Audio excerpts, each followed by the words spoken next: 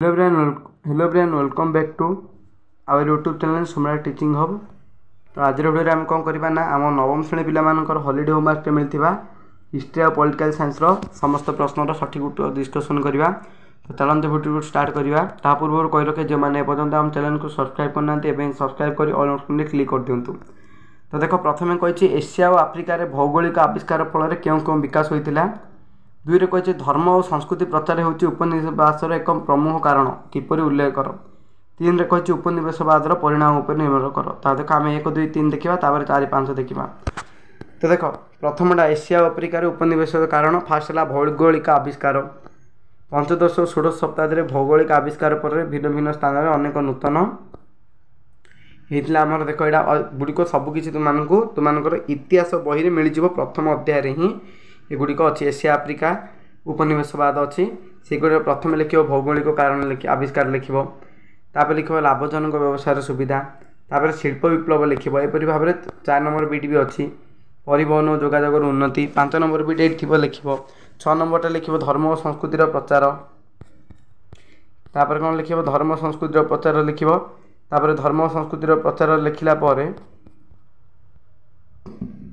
तापर पलि आसो उपनिवेशवादर परिणाम परिणाम कौन होता है लिखिदेव परिणाम सबकि बही तुमको एभेलेबुल अच्छी बही चाहे तुम लिखिपर हिस्ट्री बही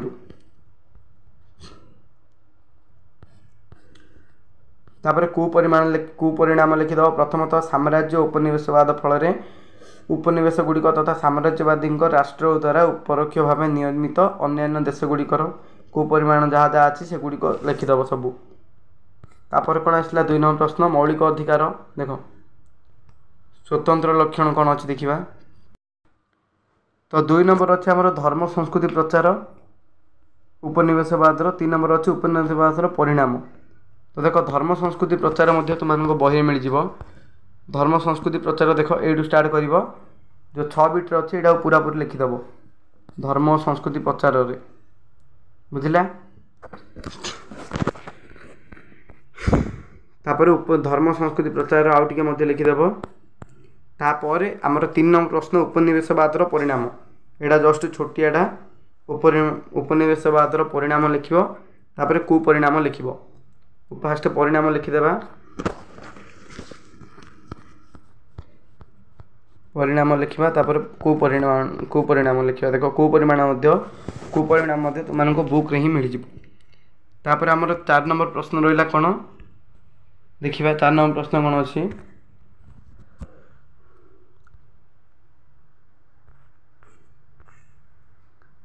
4 नंबर प्रश्न कहता मौलिक अधिकार कौन यार अर्थ निज भाषा बुझाई लेख। 5 नंबर कहता भारत में धर्मगत स्वाधीनता अधिकार संपर्क लेख। तो मौलिक अधिकार विषय लिखिपर देख मौलिक अधिकार स्वतंत्र लक्षण व्यक्तिर व्यक्तित्व पूर्ण प्रकाश पाई मौलिक अधिकार गुड़िक अत्यंत आवश्यक सरकार यथेच्छा शासन उपर मौलिक अधिकार अंकुश लगाई था ये अधिकार गुड़िकर परिवर्तन व प्रत्याहार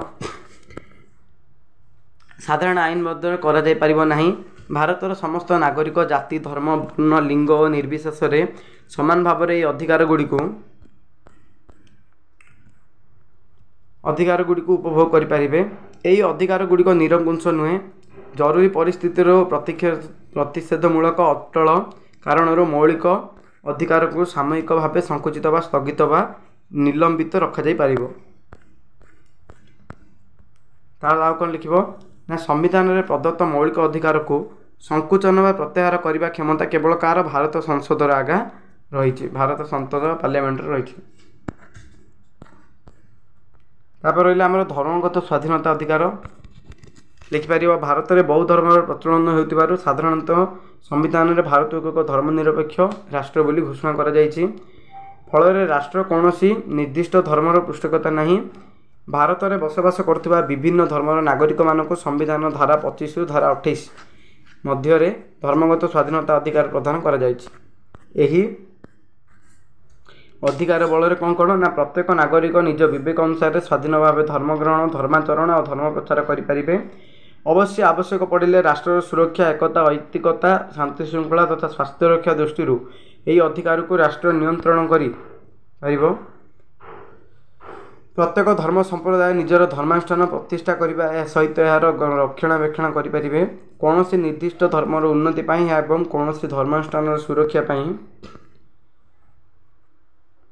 और रक्षणाबेक्षण नागरिकतार बाध्यतामूलक कर बा अर्थ आदाय कर सरकार द्वारा प्रत्यक्ष व परोक्ष भाव में परिचालित कौन से शिक्षानुष्ठान गुड़िक निर्दिष्ट